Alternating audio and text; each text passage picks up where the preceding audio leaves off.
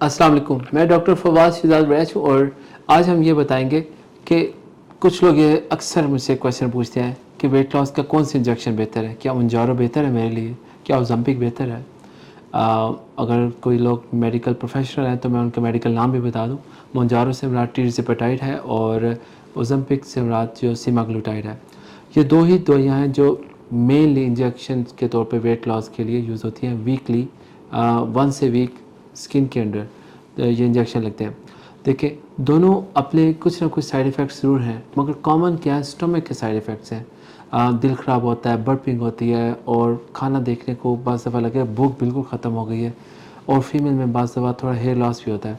मगर ये प्लीज़ ज़हन में रखें, ओज़ेम्पिक के साइड इफ़ेक्ट्स ज़्यादा इसमें शिद्दत पाई जाती है और दूसरा ओज़ेम्पिक में ड्रॉबैक है, उसमें रेजिस्टेंस आ जाती है। पेशेंट 2 मिलीग्राम भी ऐसे पेशेंट मेरे पास आते हैं, उनका वेट लूज़ नहीं होता। मोंजारो में अभी तक ये चीज़ नहीं है। तो अगर आप इसे अफोर्ड कर सकते हैं, then it is the best medication and it has less side effects then Ozempic. बहुत शुक्रिया।